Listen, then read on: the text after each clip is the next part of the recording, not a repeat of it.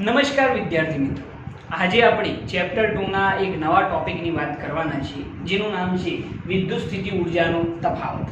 હવે વિદ્યુત સ્થિતિ ઊર્જાનો તફાવત સમજ્યા પહેલા વિદ્યુત સ્થિતિ ઊર્જા શું છે એ આપણે લેક્ચર 1 ની અંદર સમજી ચૂકેલા છીએ, બરોબર છે. હવે આપણે એનાથી આગળ વાત કરીએ તો સ્થિતિ ઊર્જાનો તફાવત કઈ રીતે સમજી શકાય. તો એના માટે આપણે વિદ્યુત સ્થિતિ ઊર્જાના તફાવતની અંદર સમજવું હોય તો કઈ રીતે આખી થિયરી એક્સપ્લેન કરી શકાય છે એ જરા જોજો. સમજો કે હું તમને એમ કહું કે અહીંયા આગળ યામાક્સ પદ્ધતિની અંદર કોઈ એક વિદ્યુત ભાર ઉગમ બિંદુ પાસે મૂકેલો છે +q, બરોબર છે. કોઈ એક વિદ્યુત ભાર છે જેને આપણે ક્યાં મૂકેલો છે, ઉગમ બિંદુ પર મૂકેલો છે. ઓકે, હવે આપણને ખ્યાલ છે કે જો ઉગમ બિંદુ પર વિદ્યુત ભાર મૂકવામાં આવશે તો એની આસપાસ વિદ્યુત ક્ષેત્ર હશે, બરોબર છે. આ જે વિદ્યુત ભાર છે એની આસપાસ શું હશે, વિદ્યુત ક્ષેત્ર હશે. હવે વિદ્યુત ક્ષેત્રની અંદર રહેલો કોઈ પણ વિદ્યુત ભાર એ કંઈક ના કંઈક ઇલેક્ટ્રિકલ એનર્જી ધરાવતો હોય છે, એટલે કે વિદ્યુત સ્થિતિ ઊર્જા ધરાવતો હોય છે, બરોબર છે. તમે આ જે વિદ્યુત ક્ષેત્ર છે, સપોઝ હું તમને એમ કહું કે આ વિદ્યુત ભારની આસપાસ આ રીતે વિદ્યુત ક્ષેત્ર આપણે સપોઝ વિચારીએ, બરોબર છે. તો આ વિદ્યુત ક્ષેત્રની અંદર રહેલો કોઈ પણ વિદ્યુત ભાર એ કંઈક ના કંઈક શું ધરાવતો હોય છે, સ્થિતિ ઊર્જા ધરાવતો હોય છે. તો અહીંયા આગળ આપણે પહેલો ટોપિક એ લખી કાઢીએ કે વિદ્યુત ક્ષેત્રની અંદર કોઈ પણ બિંદુએ રહેલ વિદ્યુત ભાર કંઈક ના કંઈક સ્થિતિ ઊર્જા ધરાવે છે. આ સ્ટેટમેન્ટ ઘણું અગત્યનું છે કે વિદ્યુત ક્ષેત્રની અંદરના વિસ્તારમાં કોઈ પણ બિંદુ પાસે રહેલો વિદ્યુત ભાર એ કંઈક ના કંઈક શું ધરાવતો હોય છે, સ્થિતિ ઊર્જા ધરાવતો હોય છે, બરોબર છે. ઇલેક્ટ્રિકલ એનર્જી ધરાવતો હોય છે. અહીંયા આગળ આપણે સમજી લો કે આ જે વિદ્યુત ક્ષેત્ર છે એની અંદર કોઈ એક વિદ્યુત ભાર મૂકી દઈએ તો એ કંઈક ના કંઈક શું ધરાવતો હોય છે, વિદ્યુત સ્થિતિ ઊર્જા ધરાવતો હોય છે. આપણે અહીંયા આગળ એવું વિચારવાનું છે કે કોઈ એક વિદ્યુત ભાર છે જેનું નામ છે Q0, એકમ ધન વિદ્યુત ભાર છે. એ Q0 ને આપણે R થી P બિંદુ સુધી લાવવાનો છે. R થી ક્યાં લાવવાનો છે, P બિંદુ સુધી લાવવાનો છે. તો એના માટે તમને ખ્યાલ છે ગઈકાલે આપણે જે સમજ્યા હતા એ મુજબ કે અહીંયા આગળ Q0 વિદ્યુત ભારને R થી P બિંદુ સુધી લાવવો હોય તો વિદ્યુતીય બળની વિરુદ્ધ દિશામાં કંઈક ના કંઈક શું કરવું પડે, કાર્ય કરવું પડશે. અને એ કાર્ય એની અંદર કઈ ઊર્જા રૂપી, સ્થિતિ ઊર્જા રૂપી સંગ્રહિત થાય છે. આ વસ્તુ આપણે ગઈકાલે સમજી ચૂકેલા છે. હવે જરા જોજો તો આપણે આ Q0 ને R થી P બિંદુ સુધી લાવવા માટે કરવું પડતું કાર્ય કોના જેટલું હોય છે. હવે આપણે જે હાલ વાત કરી રહ્યા છીએ એ કોના માટે છે, વિદ્યુત ક્ષેત્રની અંદર રહેલું એકમ ધન વિદ્યુત ભાર છે અને એને આપણે R થી ક્યાં લાવી રહ્યા છીએ, P બિંદુ સુધી. તો અહીંયા આગળ સ્ટેટમેન્ટ જરા સમજો કે Q0 ને R થી P બિંદુ સુધી લાવવા માટે કરવું પડતું કાર્ય સ્થિતિ ઊર્જાના અથવા તો વિદ્યુત સ્થિતિ ઊર્જાના તફાવત જેટલું હોય છે. સ્ટેટમેન્ટ શું લખેલું છે આપણે જરા ધ્યાનથી જોજો કે અહીં જે Q0 વિદ્યુત ભાર છે અથવા તો તમે Q વિદ્યુત ભાર કહી શકો છો, એ Q0 વિદ્યુત ભારને R થી P બિંદુ સુધી લાવવા માટે કરવું પડતું જે કાર્ય છે, જે કાર્યને આપણે કહેવું હોય તો WRP કહી શકીએ, બરોબર છે. વર્ક ડન કેટલું છે, WRP. તો Q0 ને R થી P બિંદુ સુધી લાવવા માટે કરવું પડતું કાર્ય એ સ્થિતિ ઊર્જાના શું હોય, તફાવત જેટલું હોય છે. આનો મતલબ શું થાય, આનો મતલબ કંઈક એવો થાય કે અહીંયા આગળ ડેલ્ટા U બરાબર શું આવશે, WRP. અહીંયા આગળ કરવું પડતું કાર્ય એ કોના જેટલું છે, તો વિદ્યુત સ્થિતિ ઊર્જાના તફાવત જેટલું છે. એટલા માટે મેં લખેલું છે ડેલ્ટા U બરાબર શું લખ્યું છે, WRP. કરવું પડતું કાર્ય WRP એ કોના જેટલું છે, તો વિદ્યુત સ્થિતિ ઊર્જાના તફાવત છે. બરોબર છે। અહીંયા આગળ કહેવાનો મતલબ એવો છે કે વિદ્યુત ક્ષેત્રમાં સમજી લો કે Q0 વિદ્યુતભાર અહીંયા હતો, બરોબર છે। તો અહીંયા આગળ સપોઝ આપણે એવું વિચારી લઈએ કે અહીંયા 20 જૂલ જેટલી વિદ્યુત સ્થિતિ ઊર્જા એની અંદર હતી। હવે આપણે એને Q0 થી કયો લાવવો છે? આ Q0 ને કયો લાવવો છે? R થી P બિંદુ સુધી। તો વિદ્યુત ક્ષેત્રની જેમ નજીક લાવવો હોય, અહીંયા R થી P બિંદુ સુધી લાવવો હોય તો આપણે એને બહારથી બાહ્ય બળ લગાડવું પડશે, એટલે કે એના ઉપર કંઈક ના કંઈક શું કરવું પડશે? કાર્ય કરવું પડશે। તો એની અંદર ઊર્જા વધશે। 20 જૂલ અહીંયા છે, અહીંયા આવશે તો સપોઝ અહીંયા કહી દઈએ કે 50 જૂલ જેટલી થાય છે, બરોબર છે। નજીક આવશે જેમ જેમ વિદ્યુત ભારનો એ વખતે એની ઊર્જામાં શું થશે? વધારો થશે। તો કેટલું વર્ક ડન થયું હશે? તો અહીંયા આગળ ઊર્જા કેટલી? 20 જૂલ, અહીંયા આગળ કેટલી? 50 જૂલ। તો વિદ્યુત સ્થિતિ ઊર્જાનો તફાવત કેટલો થયો? 50 માઈનસ કેટલા આવશે? 20, એટલે કેટલા થઈ જશે? 30 જૂલ। તો અહીંયા આગળ વર્ક ડન કેટલા જૂલ થયું કહેવાય? 30 જૂલ। આ એક ઉદાહરણ છે। આ એક વસ્તુ મેં અહીંયા આગળ કહેલી છે કે Q0 વિદ્યુતભારને R થી P બિંદુ સુધી લાવવા માટે, Q0 ને R થી P બિંદુ સુધી લાવવા માટે કરવું પડતું કાર્ય એ વિદ્યુત સ્થિતિ ઊર્જાના તફાવત જેટલું હોય છે। ખ્યાલ આવે છે? આ સ્થિતિ ઊર્જાનો તફાવત કેટલો થયો? 30 જૂલ, બરોબર છે। તો એના પરથી આ સૂત્ર મેં અહીંયા લખેલું છે, ડેલ્ટા U બરાબર શું આવે? WRP। પરંતુ અહીંયા નિશાની હું માઈનસ મૂકું છું। તમે કહેશો માઈનસ કેમ? માઈનસ મૂકવાનું કારણ એક જ છે કે અહીં સ્થાનાંતર, જે Q0 નું સ્થાનાંતર છે એની વાત છે। અહીં સ્થાનાંતર વિદ્યુતીય બળની કઈ દિશામાં છે? વિરુદ્ધ દિશામાં છે।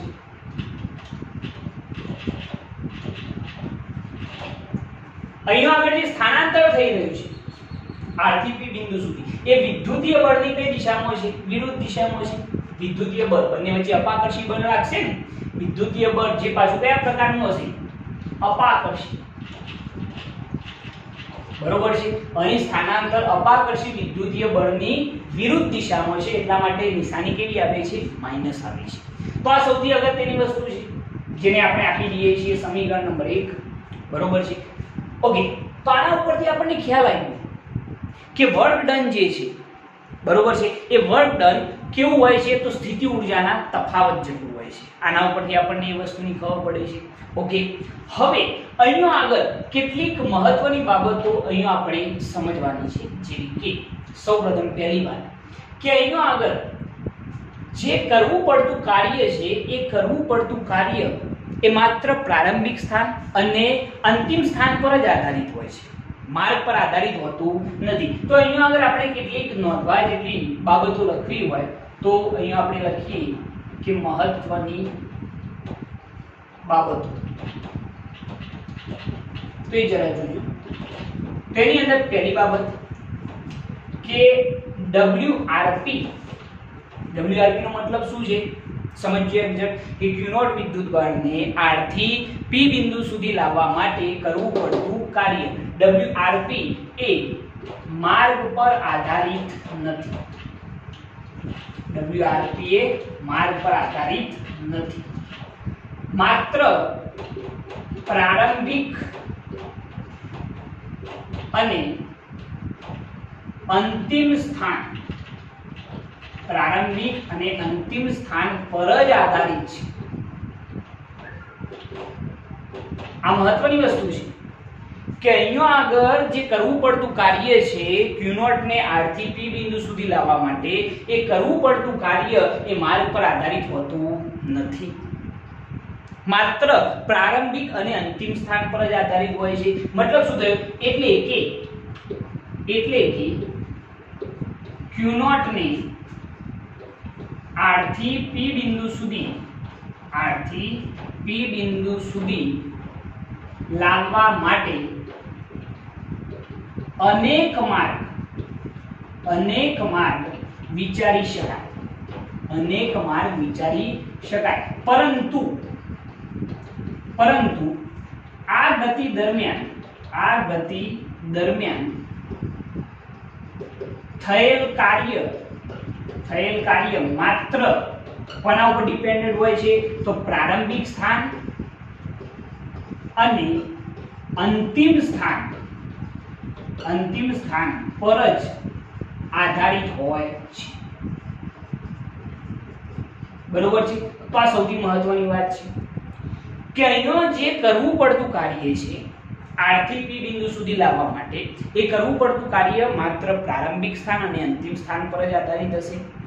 અહીંયા આગળ આપણે Q0 વિદ્યુતભારને R થી P બિંદુ સુધી લાવવા માટે અનેક માર્ગ વિચારી શકીએ, ઘણા બધા. સમજી લો કે હું R થી P બિંદુ સુધી લાવવો હોય તો આમ પણ લાવી શકું, કદાચ લાવવું હોય તો હું આમ પણ લાવી શકું, બરોબર છે? કદાચ લાવવું હોય તો આમ ફરીને આમ થઈને આમ લાવી શકાય છે, બરોબર છે? ઘણા બધા માર્ગ વિચારી શકાય, પરંતુ એ અનેક માર્ગ પૈકી આપણે અહીંયા આગળ જે વર્ક ડન છે એ વર્ક ડન માત્ર પ્રારંભિક અને અંતિમ સ્થાન પર જ આધારિત હશે. આ સૌથી મહત્વનો ટોપિક બની ગયો. આ બાબત સૌથી અગત્યની છે. ઓકે, એના પછી જો એક બીજો ટોપિક આની અંદર સમજવો હોય તો બીજો ટોપિક શું સમજી શકાય એ જરા જોજો. આ તમને નોટબુક ની અંદર નોંધી કાઢજો. હવે એના પછી જો બીજો મહત્વનો ટોપિક એ રહેશે કે અહીં વિદ્યુત સ્થિતિ ઊર્જાના નિરપેક્ષ મૂલ્યનું મહત્વ નથી. નિરપેક્ષ મૂલ્યનું મહત્વ નથી. સ્ટેટમેન્ટ સમજો કે અહીંયા આગળ જે ઇલેક્ટ્રિકલ એનર્જી છે એ ઇલેક્ટ્રિકલ એનર્જીનું કોઈ જ મહત્વ નથી, પરંતુ મહત્વ કોનું છે તો ઇલેક્ટ્રિકલ એનર્જીના ડિફરન્સનું છે, બરોબર છે? વિદ્યુત સ્થિતિ ઊર્જાના તફાવતનું મહત્વ છે, વિદ્યુત સ્થિતિ ઊર્જાના મૂલ્યનું મહત્વ નથી. એ કહેવા માંગે છે કે અહીં વિદ્યુત સ્થિતિ ઊર્જાના નિરપેક્ષ મૂલ્યનું મહત્વ નથી, પરંતુ તેના તફાવતનું મહત્વ છે, બરોબર છે?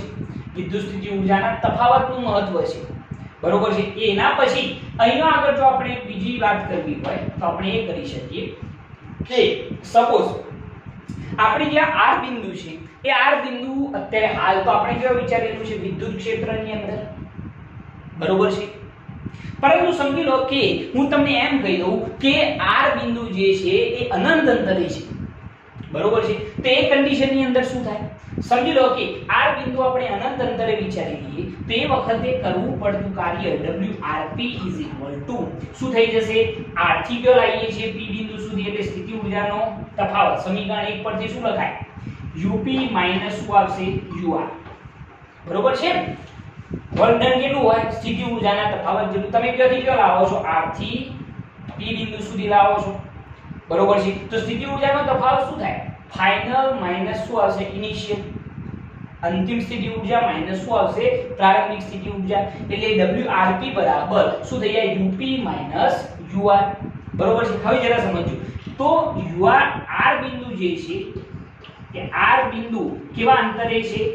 તો અનંત અંતરે, બરોબર છે? અનંત અંતરે યાદ રાખજો કે અનંત અંતરે સ્થિતિ ઊર્જા કેટલી હોય? તો શૂન્ય હશે. કેમ શૂન્ય હોય? કારણ કે અનંત અંતરે કોઈ પણ જાતના ઇલેક્ટ્રિક ફિલ્ડની ઇફેક્ટ આપણને જણાતી નથી, જેના લીધે ત્યાં આગળ કોઈ પણ જાતની ઊર્જા હશે નહીં, બરોબર છે? તો એના માટે આપણે લખવું હોય તો કંઈક આવું પણ લખી શકાય કે R બિંદુ અનંત અંતરે હોય તો W ઇન્ફિનિટી થી P લખાય. R બિંદુ કેવા અંતરે? અનંત અંતરે. તો ઇન્ફિનિટી થી P is equal to UP minus શું આવશે? U infinity. UR ની જગ્યાએ શું લખ્યું? ઇન્ફિનિટી, બરોબર છે? R બિંદુ આપણે કયો વિચારેલું છે? અનંત અંતરે.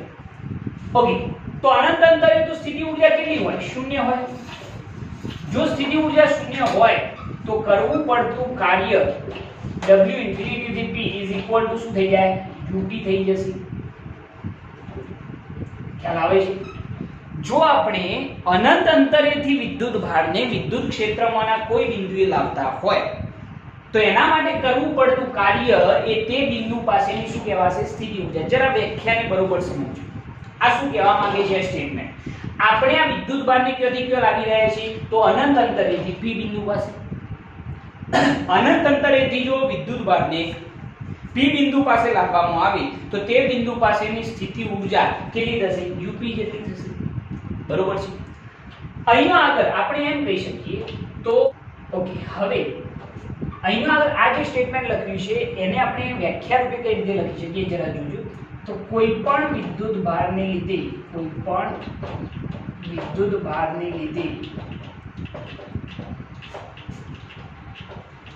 ઉદ્ભવતા વિદ્યુત ક્ષેત્ર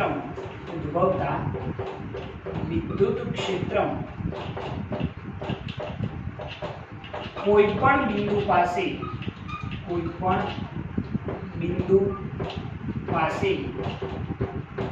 Q0 ની સ્થિતિ ઊર્જા તે વિદ્યુત ભારને મતલબ Q0 તે વિદ્યુત ભારને અહીંયા લખી કાઢીએ Q0 ને અનંત અંતરેથી તે બિંદુ પાસે લાવવા માટે બાહ્ય બળ વડે થતું કાર્ય છે. જરા સમજો કે આ જે વસ્તુ છે એના એ વસ્તુને અહીંયા સમજાવેલી છે કે કોઈ પણ વિદ્યુત ભારને લીધે ઉદ્ભવતા વિદ્યુત ક્ષેત્ર, આના લીધે ઉદ્ભવતું વિદ્યુત ક્ષેત્ર છે. તો કોઈ પણ વિદ્યુત ભારને લીધે ઉદ્ભવતા વિદ્યુત ક્ષેત્રમાં કોઈ પણ બિંદુ પાસે Q0 ની સ્થિતિ ઊર્જા તે વિદ્યુત ભારને કેવા અંતરેથી અનંત અંતરેથી તે બિંદુ પાસે લાવવા માટે બાહ્ય બળ વડે થતું કાર્ય છે. બરોબર છે? મતલબ શું થાય કે આપણે Q0 વિદ્યુત ભારને અનંત અંતરેથી P બિંદુ પાસે લાવવા માટે કરવું પડતું જે કાર્ય છે એ P બિંદુ પાસેની શું કહેવાશે? સ્થિતિ ઊર્જા કહેવાશે. બરોબર છે? આનો મતલબ એ જ થાય છે. બરોબર? આ વસ્તુ જે છે એ આપણે લાસ્ટ લેક્ચરની અંદર જોઈ ચૂક્યા છીએ. તો તમારે આને વ્યવસ્થિત સમજવાની રહેશે. અહીંયા આગળ એ વસ્તુ ખાસ અગત્યની છે કે અહીંયા સ્થિતિ ઊર્જાના નિરપેક્ષ મૂલ્યનું મહત્વ નથી, પરંતુ કોનું મહત્વ છે? તો સ્થિતિ ઊર્જાના તફાવતનું મહત્વ છે. બરોબર છે? એ તમારે ખાસ ધ્યાન રાખવાનું છે. ઓકે, આની અંદર આપણે જે વસ્તુ સમજ્યા છીએ દરેક વસ્તુ તમે આ વિડિયોની અંદર સ્ટોપ કરી અને દરેકને તમારા નોટબુકની અંદર તમારે લખવાની રહેશે અને વ્યવસ્થિત સમજવાની રહેશે, તો જ તમને આની અંદર વ્યવસ્થિત ખ્યાલ આવશે. ઓકે, હવે આપણે નેક્સ્ટ લેક્ચરની અંદર વિદ્યુત સ્થિતિમાન વિશે વાત કરીશું. બરોબર છે? પરંતુ અત્યાર સુધી આપણે જે ચર્ચા કરી એ ખૂબ જ અગત્યની છે, કારણ કે આપણે વિદ્યુત સ્થિતિમાન જે જોવાના છીએ એના માટે તમારે ઇલેક્ટ્રિકલ એનર્જી ડિફરન્સ શું છે એ દરેક વસ્તુ તમારા માઇન્ડમાં ક્લિયર હોવી જોઈએ. તો સ્થિતિમાન સમજવામાં સહેજ પણ તકલીફ પડશે નહીં. તો ઓકે, આપણે નેક્સ્ટ લેક્ચરની અંદર વિદ્યુત સ્થિતિમાન વિશે વાત કરીશું. ત્યાર સુધી તમે આ વ્યવસ્થિત તૈયારી કરો. ઓકે, જય